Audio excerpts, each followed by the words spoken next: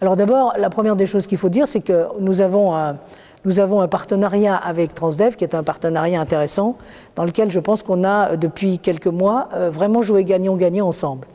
Donc à partir du moment où Transdev vient nous dire qu'il a envie d'innover et de faire des choses intéressantes, on n'a aucune raison de ne pas lui dire oui. Ça, c'est la première raison, au moins.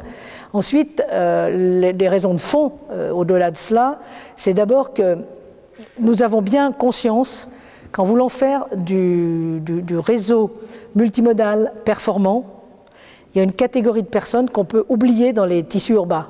Ce sont les personnes qui ne sont pas automatiquement des personnes en situation de handicap, mais des personnes âgées. Et donc nous nous disons que nous avons à innover pour ces personnes âgées, pour trouver un moyen de les aider à se déplacer dans de bonnes conditions, pour qu'elles rejoignent un mode de transport dont on a parlé tout à l'heure. Et ça, nous travaillons sur cette idée, mais nous pensons que MO2 et la démarche de Transdev peut aussi nous aider dans cette affaire. Donc ça, c'est un élément qui est un élément important.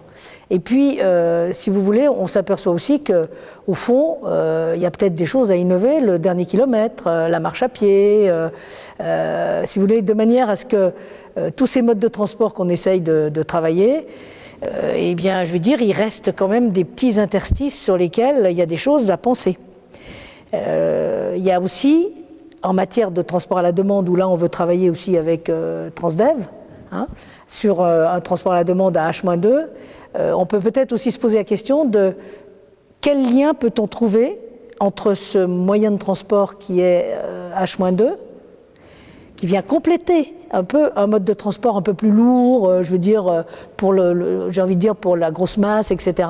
C'est un mode de transport qui est un petit peu plus individuel pour les zones rurales. Est-ce qu'on n'aurait pas intérêt à essayer de travailler entre ce mode de transport H-2 et le covoiturage, qui n'est pas le covoiturage de Blablacar, ça n'a rien à voir. Donc si vous voulez, il y a quelque chose à travailler là-dedans, donc ça nous a paru intéressant aussi d'imaginer ce deuxième élément. Et puis le dernier élément, c'est qu'on espère qu'MO2 va profiter aussi pour dynamiser nos entreprises, notre tissu local, qui pourra aussi participer à ces innovations, pourquoi pas.